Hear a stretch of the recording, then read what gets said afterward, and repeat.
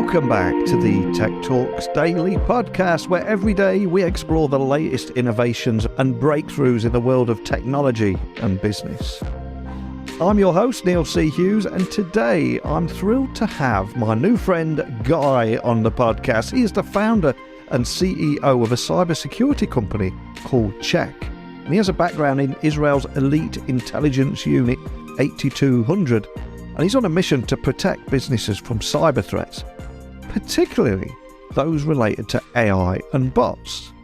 And CHEQ has already raised $183 million and helped more than 15,000 businesses around the world. And in today's episode, we'll dive into the impact that bots and fake traffic has on businesses. And I think this is such a big topic right now. Anyone that's following the Succession program, Elon Musk's response to the number of fake users on Twitter, it is a big talking point to businesses. And we'll also talk about the challenges of making data-driven decisions and how CHEQ's innovative solutions can help companies safeguard their digital assets. So buckle up and hold on tight, because no matter where you're listening in the world, it's time for me to beam your ears all the way to Tel Aviv, Startup Nation, where we're going to discuss all this and much more. So a massive warm welcome to the show, Guy. Can you tell the listeners a little about who you are and what you do? Thanks so much for having me, Neil. My name is Tytunovich. I'm the founder and chief executive officer of a cybersecurity company called CHEQ. Essentially, all we do is we protect businesses from everything that is bad and spooky cyber-wise in the world of internet go-to-market especially. So whether it's the damages that, fake traffic, bots, generative AI can cause your business by, clicking on your ads or stealing your data and decision-making, to your marketing tools and the access that they have to your customers and what they can, whether accidentally or in a rogue fashion, do to your customers, and all the bad stuff we try to filter out. And I'm conscious there'll be people hearing about CHEQ for the very first time, and I'd love to give them a bit of an overview because it's incredibly cool what you're doing here. So can you tell me more about the company and how your background in Israel's elite intelligence unit 8200 has shaped its mission to help businesses guard against things like bots, malicious users, fake web activity, so much more? Sure. So I started a company about 7 years ago with the aim of answering my anxiety more than anything, and on nerd. So things that scare me are stuff like generative AI. Back then it wasn't called generative AI. I grew up on films like Terminator and Blade Runner, and I thought to myself that it's very feasible and it would be very dangerous once AI takes over. And that kind of never left me. And whether it's because I'm stupid or a nerd or whether it's because I'm smart, I don't actually know yet. But I am very confident that AI is going to reach a level where it develops the same kind of thoughtfulness, ego, human emotions, and so on, survivalness or the need to survive, the urge to survive. And when it does happen, I think it might be a bit dangerous. So when we started CHEQ, we're literally called CHEQ.ai or CHEQ AI. So the purpose was to check AI for humanity.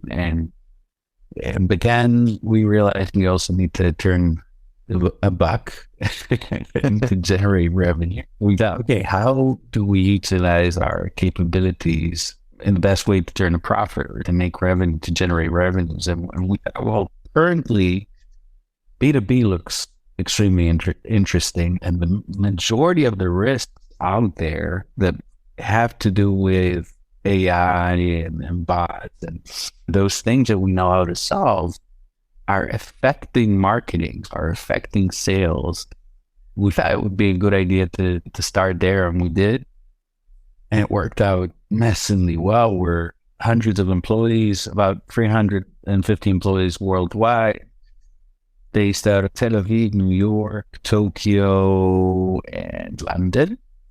And we've raised $183 million to date. We're what you may call a unicorn, which means that our last raise was north of $1 billion valuation. So it's become a pretty big company by now, and we're helping about 15,000 businesses to combat those risks that AI poses to anything to do with marketing or sales or anything go-to-market, really. And we started this category called, not creatively, go-to-market security, because that's essentially what we do, secure the go-to-market. Now, in terms of my background, I served for about 1,000 years, but for the better part of a decade in the Israeli Defense Intelligence. And one of my training courses, the commander came in in the first day of training, told us something to the tune of, "You guys are 28, 18-year-old nerds who think you know everything, but you don't know everything." And Israel is a tiny country surrounded by enemies. So we inherently have a problem with scale. We lack scale.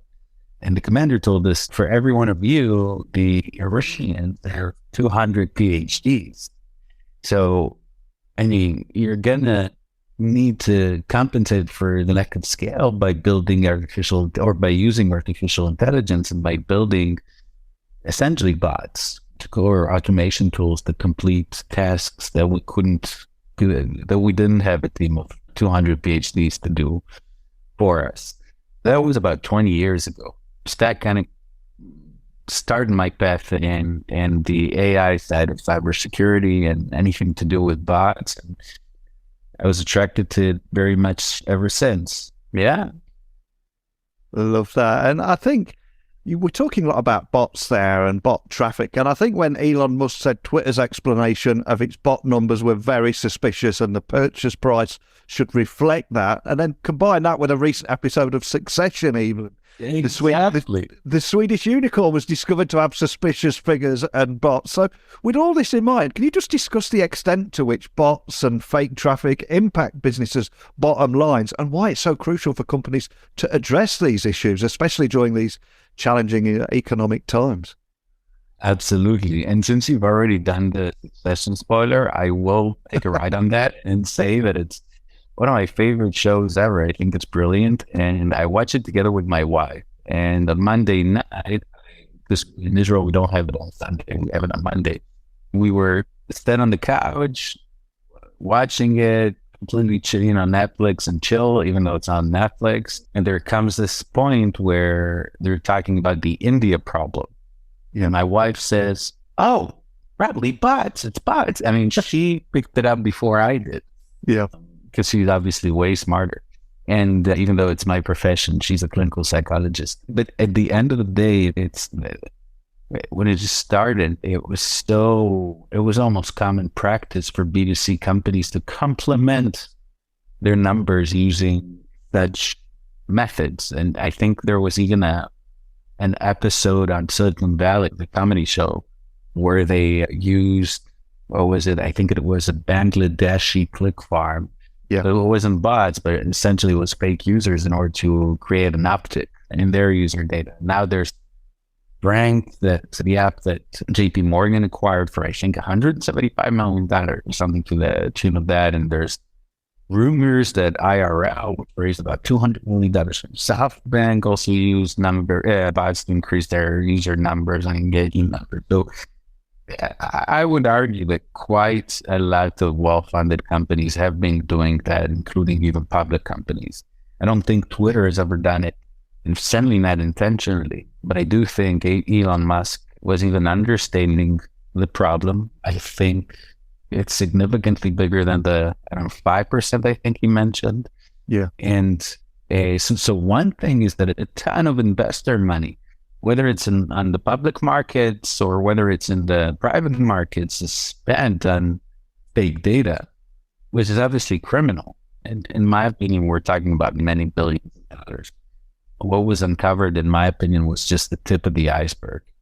And then there are a lot more mundane effects on businesses or negative impacts on businesses. And it doesn't matter if it's Procter & Gamble or Joe the plumber from Birmingham. I mean, it affects everyone. I think one field where it affects everyone the most is basically click fraud, where bots click on your ads. The average plumber in the tri-state area in the United States spends around $2,000 a month on Google Ads. on TPC, on pay-per-click ads. We're talking about a solo entrepreneur, right? A freelancer who does plumbing for a living. I remember when I just started CHEQ and I was dirt poor, and my wife and I just moved. We wanted to buy furniture for the house. So we went to this an extremely cheap carpentry in an extremely bad area of Tel Aviv. And the carpenter was small talking with me and asked me what I do. And I said, well, I run a cybersecurity company. And I asked him jokingly, what do you do? He said, well, I do online marketing. And I said, but you're a carpenter. I mean, your job is being a carpenter. I came to you because you're a carpenter. What do you mean I do online marketing? You say, yeah, well, I think it was, and this was a while ago, 7 years ago. He says, I spend about $5,000 a month on Google Ads in order to and again, this was a freelance carpenter just to get customers. We live in a world where it's not just P&G and Unilever who spend a lot of money on marketing through PPC. We live in a world where almost the entire pipeline of the solo entrepreneur plumber comes through Google Ads and Facebook ads. And in this kind of world, every single click hurts. Every single time that a bot clicks on an ad, it's extremely painful. It's money wasted. So that's one thing. Another thing that's more relevant for, I'd say, mid-market businesses and above. I mean, if you look at CHEQ, we spend about $30 million a year, my company, on user acquisition and digital marketing. And $30 million is nothing, but it's a bit more than the plumber. I mean, it's nothing for digital marketing, for user acquisition.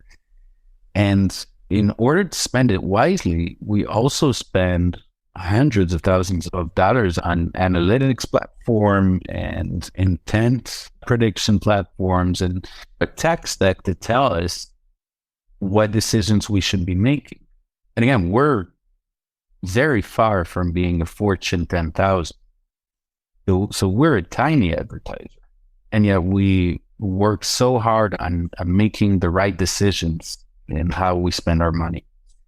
And if 11% of the internet population is malicious bots, and not just click on my ad, but can, in some cases, convert to a free account. They can sign up. They can, in our case, let's say I was an online retailer, an e-commerce company, they can add to carts. They can even, in some cases, pay with a credit card. So my decision-making, my entire technological decision-making tech stack is supposed to be based on data, right? Yeah. But if so much of the data is skewed, what chance do I have? And every business nowadays says it's data-driven, data-obsessed. If 50% of the population, earlier I saw the 11% being malicious bots, about 50% of the entire internet is bots. And not malicious, the vast majority is not malicious, but it's still bot. If 50% of the internet population is bot, how relevant is my data if it's so skewed? And again, these things are just the tip of the iceberg, but the effect of the fact that we are an internet economy, that so much of commerce nowadays is done not on Main Street, but on www.something.com, means that the rules of the game have changed, and the tools that business owners use are also, they need to change drastically. In my opinion, one of the most dangerous things for a business nowadays is everything to do with the generative AI, the bot situation, and so on. And you dropped some pretty big stats there, which are pretty mouth-watering, with the amount of traffic online consisting of bots and invalid or fake users. And also, I think I read another stat of yours there, that 35.7 billion is wasted in ad spend and 142.8 billion is lost in revenue just because of bots and fake users. So just to bring to life everything that you just talked about there, are there any real world examples that you can share around lost revenue caused by bots and fake users? And also explain a little how CHEQ can help businesses avoid losses like this too. Absolutely. So There were quite a few examples that became public. Yeah. Typically, the advertiser remained unnamed. The main reason for that is because those businesses don't want to admit that they didn't use protection, that they didn't protect themselves from those risks. There's literally no public example of money lost to click fraud, even though we're talking about significantly more than 35 billion this year, by the way. And there are peaks, and it's pretty nuts. We cover about 100,000 websites throughout our 15,000 customers, and we see, I think, about 25 to 30 trillion user engagements per week. And so the amount of data that we see enables us to conjecture, not sure what the verb is, but to realize what statistically is probably the size of the problem. And it's just maths how big it is. But that being said, there are a ton of examples of how bots impacted a business besides just click fraud. So for instance, one of them is, I'm a Swiftie, so it's one of my favorites, but Taylor Swift, and the Ticketmaster example, Live Nation, where essentially, to sum it up, bots caused, or scalper bots caused all the tickets to be sold in like a heartbeat, preventing real fans from acquiring tickets to Taylor Swift's concerts. And it pissed off Taylor Swift, and Taylor Swift, you do not want to piss off Taylor Swift. And she publicly came against Ticketmaster, and it's not only did the stock suffer, but it brought them to be scrutinized by the US government for being a monopoly. And here's an example of why this monopoly is problematic. So now, and their market cap has suffered, their enterprise value, their valuation has suffered massively. But now, I guess the busiest department of Ticketmaster or Live Nation has to be the legal one because of all the headaches it caused. Another example is bots that signed up to PayPal. This was a couple of years ago there was a promotion for students, and you sign up and you get a $5 coupon or something. And so a ton of bots signed up. So their proprietor would stack up a lot of $5 coupons. Then when it came out, the stock plummeted. I think it was 9% of a drop. So it's real money. It's not just $100 million, $400 million for Coca-Cola or Procter & Gamble is nothing. But a 9% drop in a PayPal stock is life or death. It really is. And if we were to take a big story, like the one you mentioned there, with the Ticketmaster and the bot attacks during that Taylor Swift ticket sale, it hit all the headlines. I'm curious, how could CHEQ Solutions have potentially prevented a site crash like this, and the subsequent congressional hearing too that followed? What would you guys have done differently to stop that from happening? Great question, and thanks so much for asking me that. Essentially, it's really simple. We take pride in being able to understand if a user is a human being or not, and a record of a time. And that's the two most important things. You need to be extremely accurate when you do go-to-market security, because the impact of you being wrong is real dollars being lost. And the second thing is you need to be very quick, because you don't want to damage user experience. And also a bot could acquire an item like a ticket for a concert in less than 20 milliseconds and so on. So what we do is essentially the perfect solve. All you need to do is literally deploy one line of code, and that's it. Let us do the work. We'll analyze every bit of traffic coming to your site, and we'll decipher whether the user is a human being or not, whether in some cases the intent was malicious or not. And if it was a bot indeed, then we'll just block it. And we'll also block it in a way that wouldn't necessarily be understandable for the bot, that it didn't actually complete its goal. In a lot of the cases, we will fake out the signals in order for the bot or the proprietor to think that the bot was successful when actually we blocked it. So for us, it's pretty straightforward. At the end of the day, with Taylor Swift thing, if Live Nation were to use a solution like ours, it just wouldn't have happened.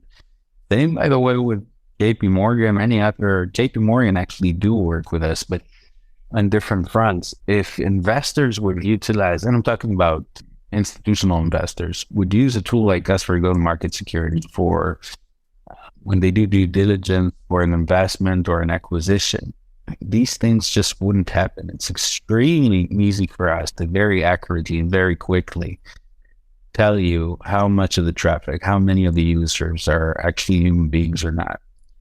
And we've mentioned several instances already. We had the Twitter example, the storyline in Succession, and also, as you just mentioned there, JP Morgan and the incident involving fake customer lists and a costly acquisition. Again, in situations like this, is there anything you can expand on how CHEQ can help businesses in the merger and acquisition market to properly vet acquisition targets and avoid making losing bets? Because it is a big deal right now, isn't it? Absolutely. With IRL, this was like, I think 2-3 weeks ago, SoftBank and other investors invested about $200 million, if I'm not mistaken, in the company. And I think at the end of the day with B2C, every single time users or the amount of users, and their engagement is a huge part in the valuation of the company. With the vast majority of investments, the vast majority of company acquisitions are the B2C space, and the volume or the eyeballs, the share of the market share that these companies have is a huge factor in whether they're going to be bought or not, and also what's going to be the price. I mean, if an investor or an acquirer like JP Morgan or any VC investor under the sun were just to implement this with a company that they want to acquire it's literally a copy paste. Like you take a line of code and you paste it on the side or in the app. If they did that within 24 hours, you'd be able to tell them a statistically viable report of exactly what's going on. How many of the users are real? How many are fake? What was the method used in creating those bots and so on? And as the world wakes up to the scale of this problem, especially amongst big businesses, you guys have positioned yourself as the go-to marketing security firm, but there are others appearing and the space can feel a little crowded sometimes. So what would you say makes CHEQ stand out from your competitors and ensure effective protection for the 15,000 plus companies that you serve right now? So I think we're by far let me start over. Yeah. So I think we have by far the largest platform out there. And we're significantly more accurate than any other company out there. We're significantly faster than anyone out there. You can obviously see the logos that we work with, whether it's the largest Fortune 500s and to startups and cybersecurity companies, by the way, like Palo Alto Networks use CHEQ or Okta and so many others. But at the end of the day, it's also the size of our platform. We're the only platform out there that can really, within one dashboard, one click of a button, protect you from everything that's spooky out there in the world of cybersecurity. If you're a CMO or a go-to-market person, whether it's bots or whether it's human fraud, because human beings also sign up as in fake identities and so on. Whether it's supply chain security, you've got a ton of tools that you're using, third parties, and they're live on your website, your chat support widget, or your Facebook retargeting pixel, or your product analytics. And every single one of these tools has access to your users, their data, their everything. Every single one of those tools can put malware on the user's machine. Every single one of those tools can render you in a heartbeat GDPR non-compliant or CCPA non-compliant.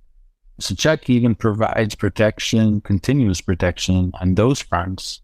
So we're the only company out there with such a huge invest cloud and a plethora of offerings and protections and products. And finally, we've already mentioned generative AI causing big changes out there. And as the digital landscape inevitably continues to evolve, I've got to ask, what are your future goals for CHEQ, and how do you plan to adapt and innovate to stay ahead of new threats and new challenges that businesses and your customers might be facing in the future?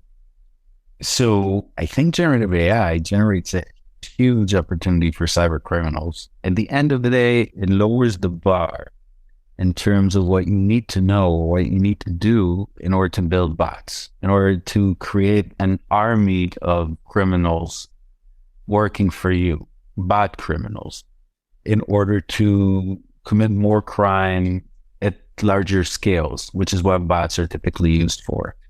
And I think what we're essentially going to see here is a lot more criminal activity, a lot more cyber security risks, a lot more bots on the internet. And I think it would also raise the bar in terms of sophistication. I think it's going to be a lot smarter because let's say today we catch a bot with generative AI. That bot could figure out what we did to catch it and raise the bar and change it and improve what it needs to improve so that we wouldn't catch it.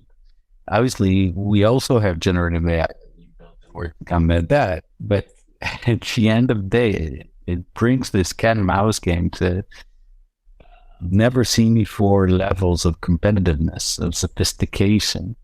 For us, both in terms of the intellectual challenge as well as the business challenge, it's Christmas in July. It's incredible. I mean, for the long run, I think everyone's so focused right now on the amazing things that Gen AI brings to the world, to humanity. And I couldn't agree more. But very few people, Elon Musk among them, are talking about the risks of generative AI. And those risks aren't just for the employment of certain professions and professionals. Those risks pertain, again, as I said at the beginning of the podcast, to our lives. And at the end of the day, whoever built Gen AI is a human being. Human beings teach it. Human beings wrote or compiled the data that Gen AI uses in order to teach itself.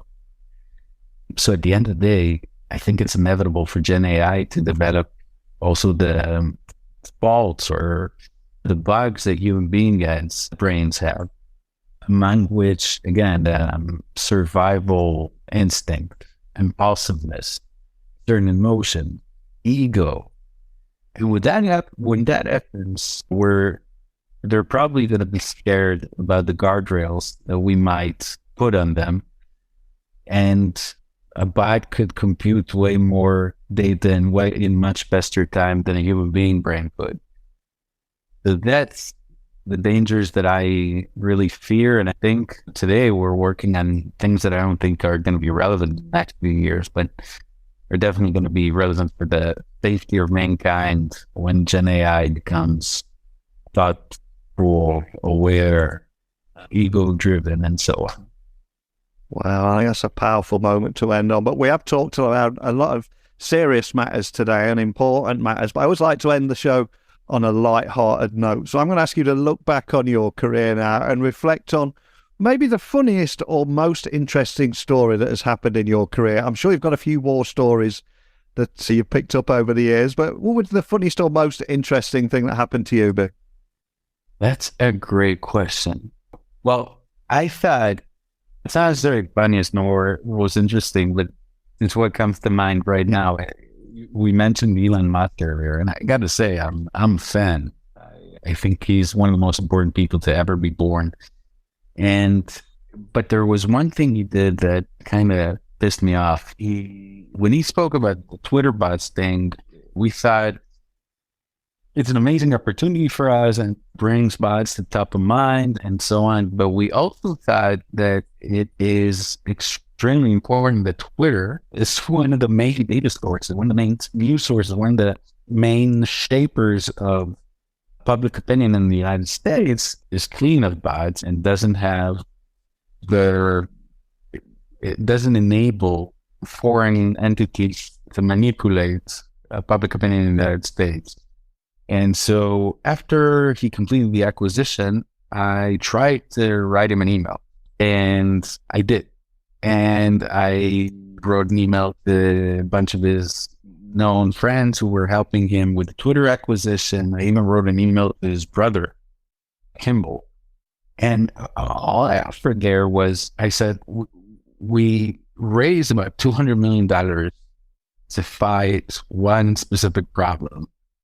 We have 350 checkers, brilliant people who did this on a governmental scale, who are working on solving this problem. And I'm happy to give you a free license to use the technology in order to solve that problem through Twitter.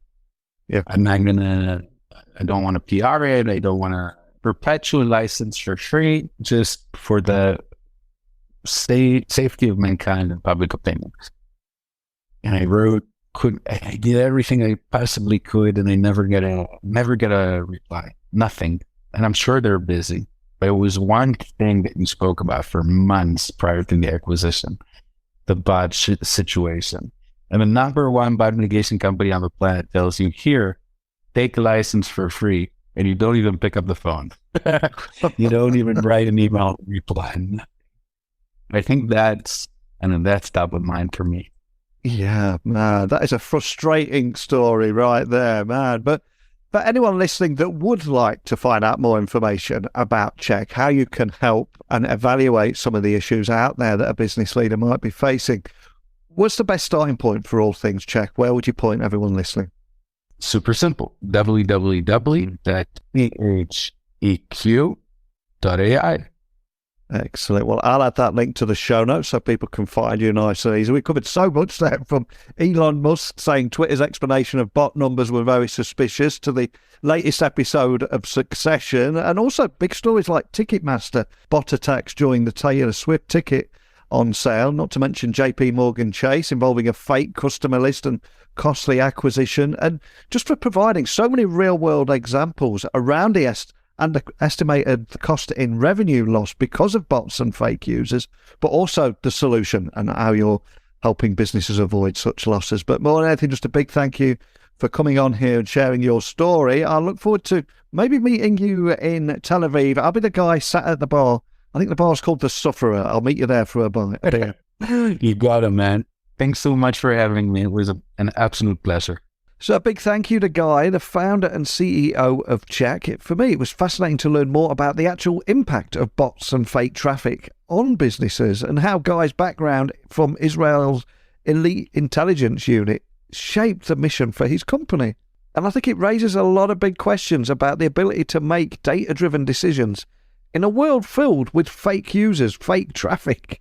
And ultimately, of course, how CHEQ is addressing these issues head-on. But I'd love to hear your thoughts on the problem of fake bots, fake users, on things like your business, merger and acquisitions, etc. I think we've done a great job of covering it today, but I want to bring you into the conversation. No matter what industry, what your background, I want to hear your views after listening to the episode today. So email me as always, techblogwriter@outlook.com. You can send me a DM on Twitter, LinkedIn, Instagram, just at Neil C. Hughes. And I also cordially invite you to join me again tomorrow, where we will do it all again. I've got another great guest lined up, but no spoilers on this, unlike me accidentally dropping a few spoilers from the Succession TV show. Apologies for that, and people that are up to speed with the show, let's face it, I could have given you a much, much bigger spoiler, but I'm going to get out of here before I get myself into any trouble. So thank you for listening as always, and until next time, don't be a stranger.